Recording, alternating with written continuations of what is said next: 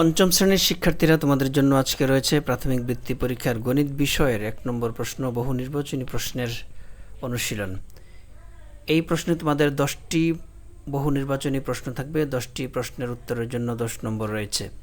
1 নম্বর প্রশ্নে রয়েছে, ফাতেমার দৈনিক আয় 216 টাকা, তার বাৎসরিক আয় কত? বাৎসরিক মানে হচ্ছে 1 বছরের। আমরা জানি 365 দিনে 1 বছর, তাহলে দৈনিক প্রতিদিন, দৈনিক মানে হচ্ছে প্রতিদিন। বাৎসরিক বলতে 365 দিন বোঝানো হয়েছে। এখানে 216 এর সাথে 365কে গুণ করলে, আমাদের স্বাভাবিক গুণ প্রক্রিয়া শেষ করলে এই উত্তরটি পাওয়া যাবে। এখানে রয়েছে 78,840 টাকা, বাৎসরিক আয় হবে 78,840 টাকা। তাহলে গ নাম্বার হচ্ছে সঠিক উত্তর, 78,840 টাকা। 2 নম্বর প্রশ্নে রয়েছে, একটি বই তৈরি করতে 549 তা কাগজ লাগে। 3টি বই তৈরি করতে কত তা কাগজ লাগবে? এটি খুবই সহজ একটি সমাধান। 549কে 3 দিয়ে গুণ করলেই এই উত্তরটি পাওয়া যাবে। তাহলে 1647 তা কাগজ লাগবে 3টি বই তৈরি করতে। এখানে 549-এর সাথে 3 দিয়ে গুণ করতে হবে, যেহেতু 3টি বই তৈরি করতে হবে। 3 নম্বর প্রশ্ন রয়েছে, এক ব্যক্তি প্রতি মাসে বেতন বাবদ 23,200 টাকা এবং বাড়ি ভাড়া বাবদ 14,500 টাকা পান। তিনি বছরে কত টাকা আয় করেন? প্রথমেই দুটিকে যোগ করে নেব। যোগ করলে যে উত্তরটি পাবো, যে যোগফলটি পাবো, সেটি হচ্ছে তার প্রতি মাসের আয়। তাহলে আমরা জানি যে বছরে হচ্ছে 12 মাস। এই প্রতি মাসের আয়কে 12 মাস দিয়ে গুণ করতে হবে। তাহলে আমরা দুটি সংখ্যাকে যদি যোগ করি, দুটি আয়কে যদি যোগ করি, এটি হচ্ছে বেতন বাবদ, এটি হচ্ছে বাড়ি ভাড়া বাবদ। তাহলে তার প্রতি মাসের আয় হচ্ছে 37,700 টাকা। এটি হচ্ছে প্রতি মাসের। তাহলে তার বছরের আয় কত? এই 37,700 এর সাথে 12 দিয়ে গুণ করলে এই গুণফলটি পাওয়া যায়। অর্থাৎ ওনার আয় হচ্ছে 4,52,400। 4,52,400। ঘ নাম্বার হচ্ছে সঠিক উত্তর। 4 নম্বরে রয়েছে, একটি সেতু দৈনিক 3,624টি গাড়ি যাতায়াত করে। তাহলে এপ্রিল মাসে মোট কয়টি গাড়ি যাতায়াত করবে? এখানে দৈনিক মানে প্রতিদিন 3,624টি গাড়ি যাতায়াত করলে এপ্রিল মাসে কত দিনে এই এপ্রিল মাস? আমরা জানি এপ্রিল মাস হচ্ছে 30 দিনে।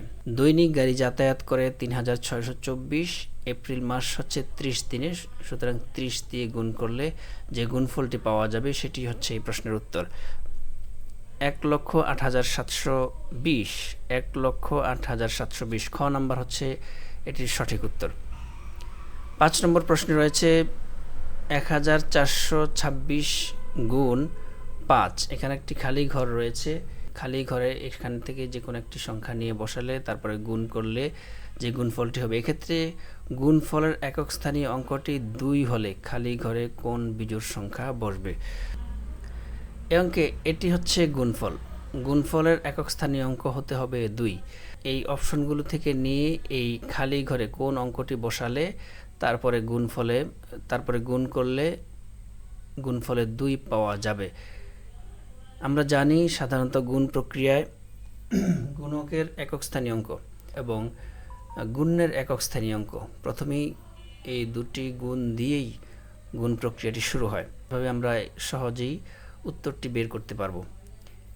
এখানে আমরা যদি 3 বসিয়ে দিই তাহলে 3, 6, 18, তার মানে 8। একক স্থানীয় অঙ্কে 8 বসে, এটির উত্তর হবে না, আমাদের প্রয়োজন 2। 5 যদি বসিয়ে করি, 5, 6, গুণকের 5 আর গুণের 6, দুটি একক স্থানীয় অঙ্ক, দুটি যদি গুণ করি তাহলে 5, 6, 30 হয়। তাহলে 30 হলে এখানে একক স্থানীয় অঙ্কে, গুণফলের একক স্থানীয় অঙ্কে 0 আসে, এটিও সঠিক উত্তর নয়। আমরা যদি 7 বসিয়ে দিই তাহলে এখানে 7, 6, 7 আর 42 করলে 2 পাওয়া যায়। এটি হচ্ছে গুণের একক স্থানীয় অঙ্ক, এটি হচ্ছে গুণকের একক স্থানীয় অঙ্ক। গুণকের এই খালি ঘরে যখন 7 বসানো হবে তখনই শুধু গুণফলে 2 পাওয়া যাবে। তাহলে এই গ নাম্বার হচ্ছে সঠিক উত্তর। 6 নম্বরে রয়েছে, 7, 8 এবং শূন্য অঙ্কগুলো একবার ব্যবহার করে গঠিত 3 অঙ্কের বৃহত্তম ও ক্ষুদ্রতম সংখ্যা দুইটির গুণফল কত। এটা দিয়ে ক্ষুদ্রতম এই 3টি অঙ্ক দিয়ে বৃহত্তম এবং ক্ষুদ্রতম সংখ্যা তৈরি করতে হবে। আমরা দেখি বৃহত্তম সংখ্যা যদি তৈরি করি তাহলে 8, 7 তারপরে 0, এভাবেই বৃহত্তম সবচেয়ে বড় সংখ্যাটি তৈরি করা যায়।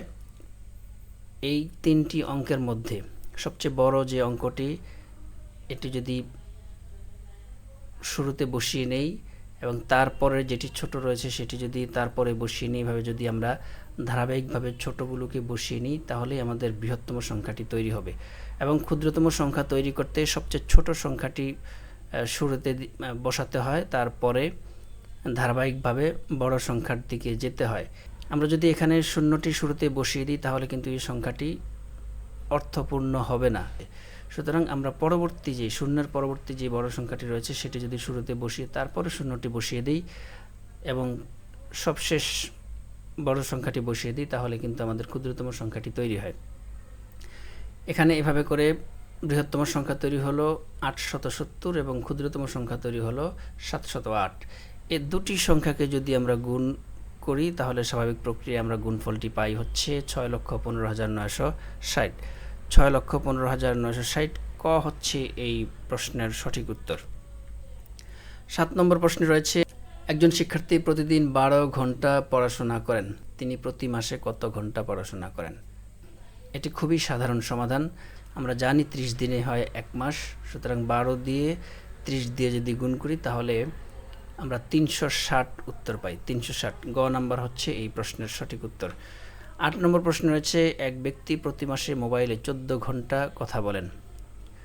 প্রতি মাসে মোবাইলে 14 ঘন্টা কথা বলেন, প্রতি মিনিটে 75 পয়সা খরচ হলে মোবাইলে কথা বলা বাবদ তার মাসে কত টাকা খরচ হয়? তাহলে এখানে প্রতি মিনিটের টাকার হিসাব দেওয়া আছে, পয়সার হিসাব দেওয়া আছে। আমরা যদি এই ঘন্টাটিকে মিনিটে নিয়ে আসি তাহলে আমরা সহজেই সমাধানটি করতে পারবো। সমাধানটি অন্যভাবেও করা যাবে।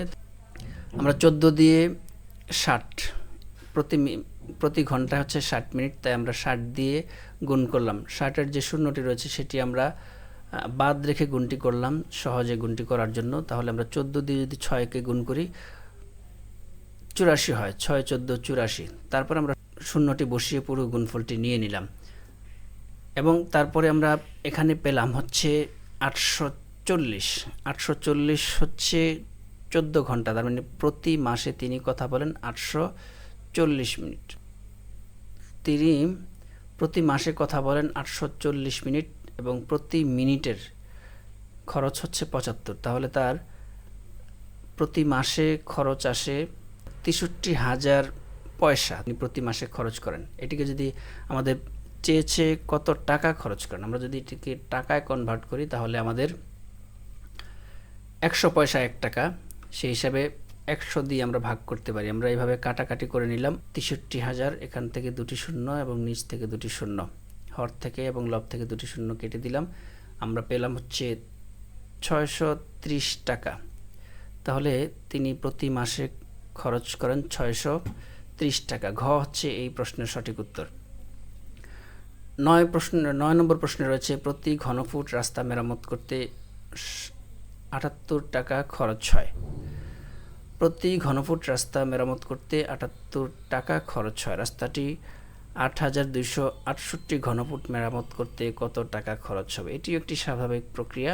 8268কে যদি 78 দিয়ে গুণ করে ফেলি তাহলে আমরা যে গুণফলটি পাবো এটি হচ্ছে মেরামতের খরচ। তাহলে 6,44,904 টাকা হচ্ছে এত ঘনফুট মেরামতের খরচ। তাহলে 6,44,904, 6,44,904 ঘ নাম্বার হচ্ছে এই প্রশ্নের সঠিক উত্তর। 10 নম্বর রয়েছে, একটি নার্সারিতে 436টি চারা গাছ আছে, প্রতিটি চারা গাছ 135 টাকা দরে বিক্রয় করলে কত টাকা পাওয়া যাবে? এটিও খুব সাধারণ একটি গুণ প্রক্রিয়া। আমরা যদি 436কে 135 দিয়ে গুণ করি তাহলে আমরা যে গুণফলটি পাবো এটি হচ্ছে বিক্রয় করলে এত টাকা পাওয়া যাবে, এটি হচ্ছে বিক্রয়কৃত টাকা। 58,860 টাকা। 58,860 টাকা। গ নাম্বার হবে এই প্রশ্নের সঠিক উত্তর। এই ছিল তোমাদের আজকে গণিত বিষয় 1 নম্বর প্রশ্ন বহুনির্বাচনী প্রশ্নের অনুশীলন।